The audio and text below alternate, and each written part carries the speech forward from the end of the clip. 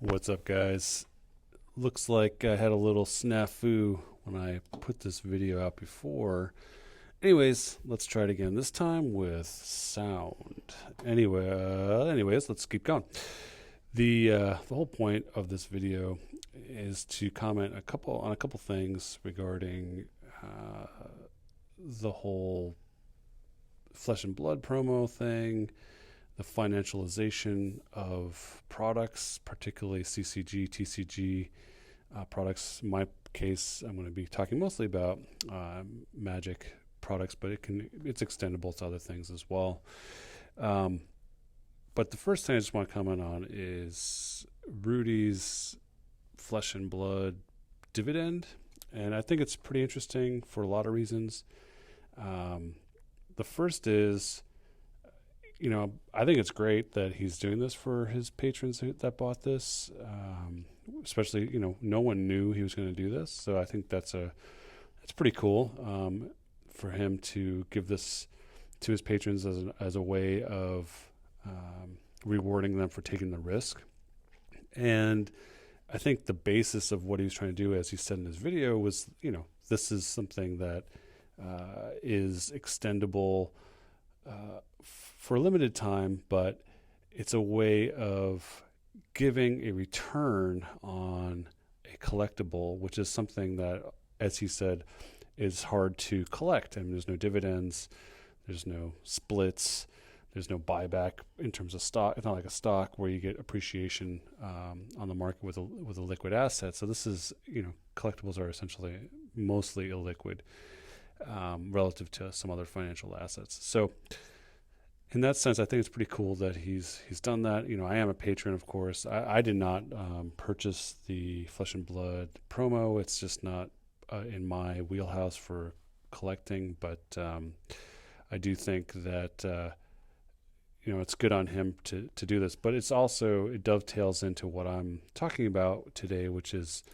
about the financialization of products. And this is also another video he talked about a little while ago, where people are taking boxes now and they're saying, well, let's split these up into packs and get those packs graded, and then we can sell them off at a premium relative to the, selling off the whole box. So that's this micro financialization of products. And it's interesting, at one time a sealed case was good enough, and now it's, then a sealed box was where the focus was. And then now it's getting to the point where the cases are just almost non-existent, and then the boxes themselves are becoming very scarce, and particularly in vintage products, to the point where if you even had a box, the price of the box is so far out of reach for most investors and collectors that it's a non-starter. So, I mean, to give you an example, an antiquities box would cost hundreds of thousands of dollars. A verified sealed box like that would be very expensive if you could find one. And splitting up, but if you did, you may be able to profit from that by splitting up the box into individual packs and selling those off for thousands of dollars, thereby multiplying the total value of the box by micro financializing it. And I'm thinking maybe you could even go further than that. Could you put claims on individual cards within a pack, like in a position within a pack, like so many commons and uncommons and so on, claiming, a specific position within those packs? And then that gets to this other idea, which is NFTs on individual cards. So that's really where this is all going, in my opinion. Non-fungible tokens is a whole separate thing. I don't want to get too buried in this, but it's a very interesting technology around the digitization of value in the physical world into the digital world. And it gives you a way you can write inside of that code a way of upside financial participation that you can't do or get with current collectible products. So what does that mean? What that means is you can, let's say you have a Black Lotus and it's authenticated. In theory, you could create a non-fungible token, split that up 10,000 different ways, and you can buy a piece of this Black Lotus. And not only would you be able to sell that NFT later on, but if the Black Lotus was sold, you could also participate in the upside value of that as well. So there's a secondary market aspect of that, but there's also an upside financial return potential with owning that NFT. So it's a very interesting concept. But all of these things, whether it's sealed investing, microfinancialization, pack splitting, NFTs, they all have to sit on top of a stack layer that has, at the base of the foundation of it, is the game or the collectible has to be wanted or played or desired by the public. And once you have that, there are 3 T's, I call them, that you really need to drive the value, and that's scarcity, that's authenticity, and veracity. And what I mean by that is scarcity is pretty obvious.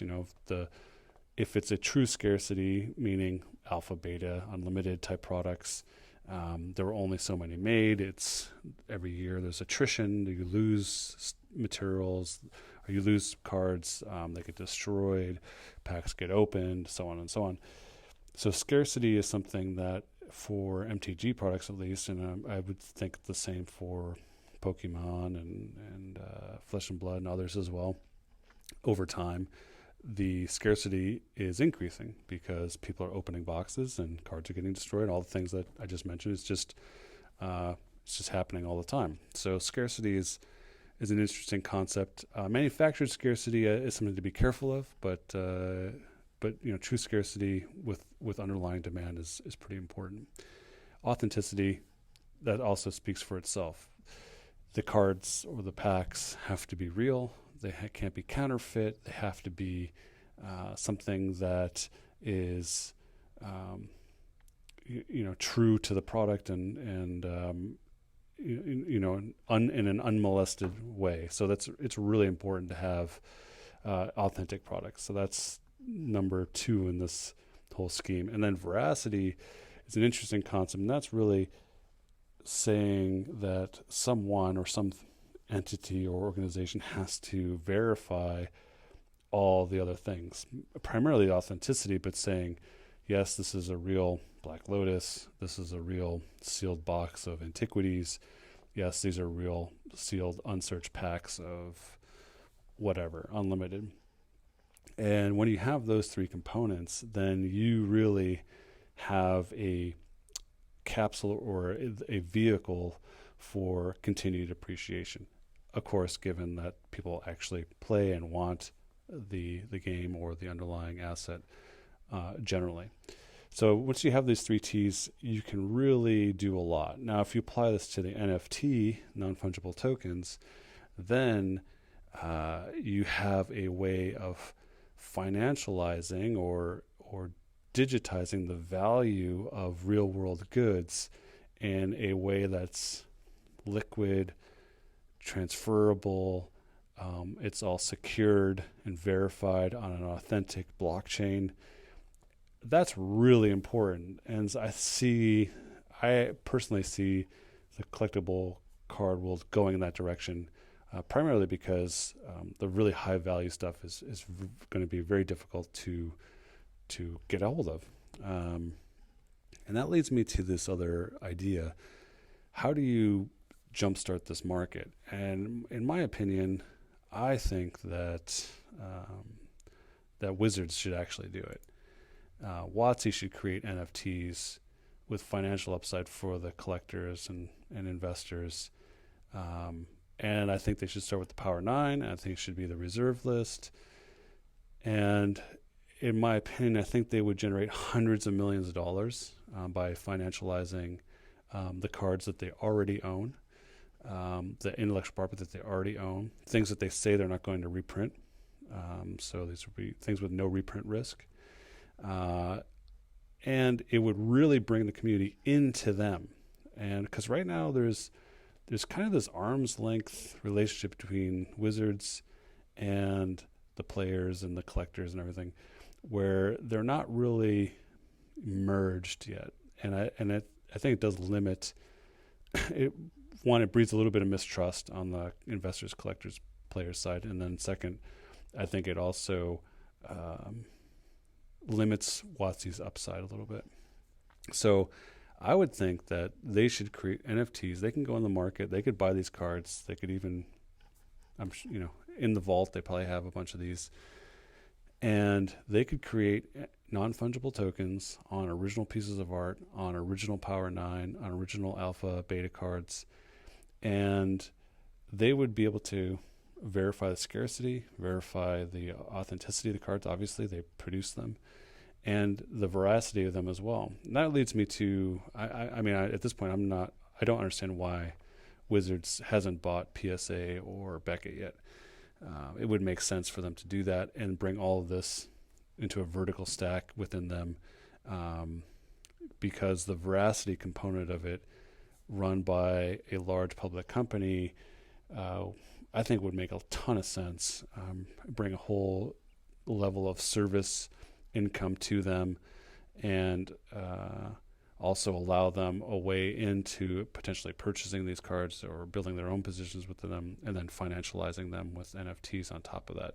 So I think it's a really interesting way for them to do this and get the community involved as well by giving them a stake in these cards through NFTs and giving them the buyer's financial upside in the purchase. So how does that work? I mean, if you had a Black Lotus, you could split it up in a million different pieces. You buy $1 worth of an NFT. I'm just making up these numbers, but there's essentially you have an equity component in the card now, and you can either sell the NFT, or if that, for example, if that Lotus was sold, you would also have a return on that NFT going forward. So there's a lot of interesting things with that.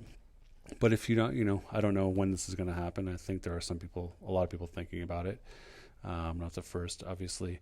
But if you can't buy an NFT, if you can't get a Black Lotus, if you can't get these really expensive things, how do you participate then in the scarcity, authenticity, veracity, the save stack here? I mean, the easiest way to do that right now is to buy sealed booster products, whether it's your favorite game, Pokemon Flesh and Blood, MTG, standard, or collector's editions, booster boxes, whatever. Those things, as long as they're sealed boxes, sealed product, you are on the value appreciation train, because over time they will become more scarce. They're authentic. Obviously, they're sealed materials, and it'll be very easy to verify that. So, if you're interested in getting on this value project by investing in CCG type games, sealed products are definitely the way to go. That leads me to a whole other conversation, not for this video, but for another time. The future of sealed product and climate change. How are they related? How are they not related? And what's the effect going to be on these products? I think it's a very interesting topic, and hope to talk to you about that soon. That's all I got today. So, till next time. And thanks for watching. Take care.